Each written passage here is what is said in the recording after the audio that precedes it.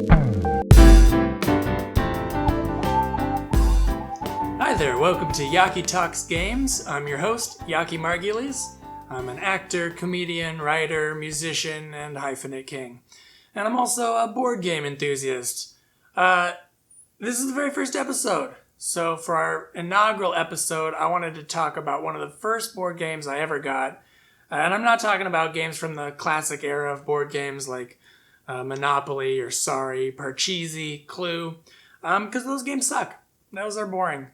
Clue's alright, but the rest of those I could do without. So instead I'm going to talk about games that are from what I feel like people are calling the modern era of board games, when things got cool. Well, maybe not cool, but at least interesting and fun.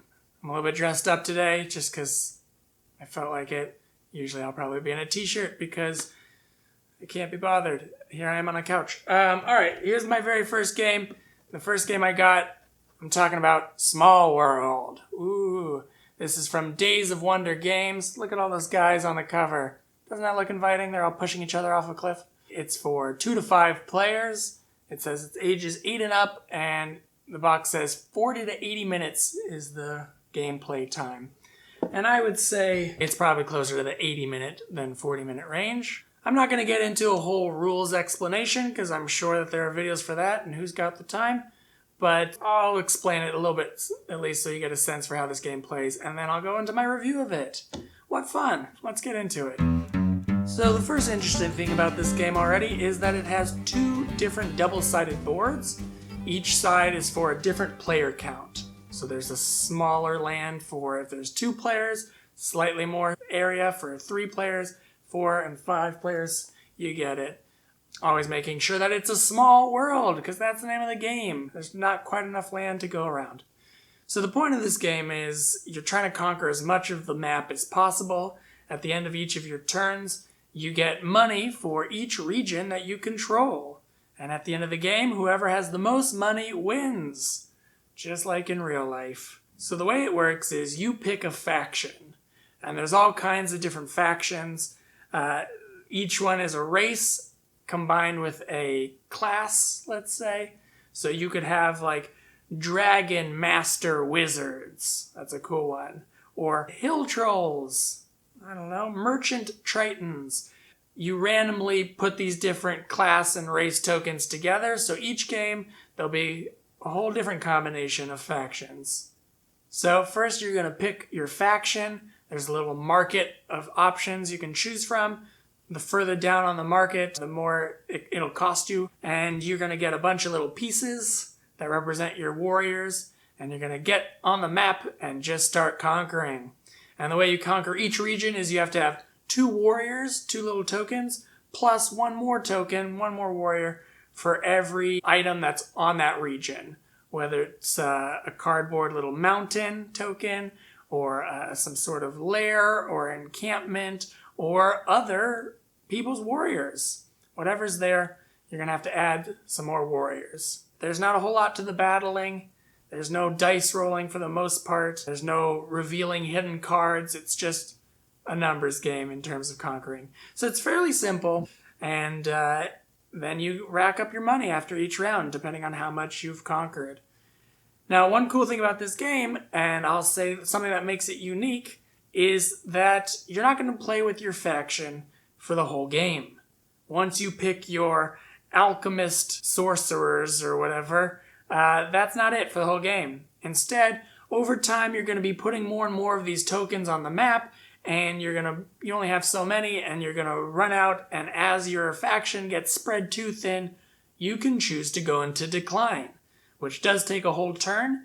But going into decline basically means you flip over all of your warrior tokens to the reverse side, and they're going to stay on the map, and as long as they stay there, they're going to keep getting you money for those regions that they occupy. But you're then going to go back to the market, and you're going to pick or buy a new faction. And that's your active faction that you're now going to be using to conquer the map. So you can start off as one type of group. You can be humans, even though they are kind of boring. And then end the game as skeletons, another weird faction. Or be rat men, whatever you want. One thing I'll already say that I like about this game is the concept of going into decline, which you don't see in many other games. Another thing I like about this game is the variability. Because you're putting all these different race and class tokens together randomly, each game you're going to have all these very different feeling teams. And so every time you play this game, it will feel like you have a whole new game to play.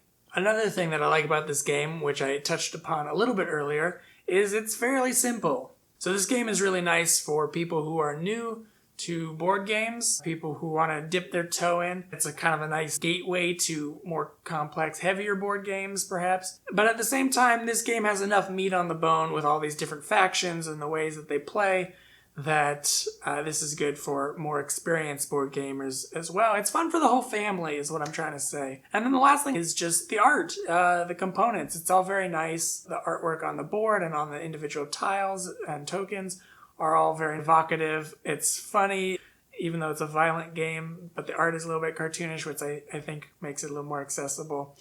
And all around, it looks great. I will say, when I first got this game, I played it a few times, and it felt kind of aggressive, which is not always my cup of tea in board games, and I got kind of tired of it and stopped playing it. Took some time off, came back a few years later, started playing this game again with my friends, and then I found this is a great game, actually. So it aged better for me. I really like it. I think it's got good replayability. If you don't mind making enemies of your friends sometimes, it's a fun game. So especially if you're just getting into board gaming, I would highly recommend this game. If you're already a little bit more experienced, there are better war and conquering games out there. But I like that this one doesn't have any, again, for the most part, dice or cards or anything. So it's very straightforward, which can be refreshing. So that's Small World from Days of Wonder. Go check it out. Thank you for watching. If you liked this video, please like and subscribe. And you can follow me on social media. If for some reason you want to do that, that would be neat. And there will be more episodes, so tune in again. See ya.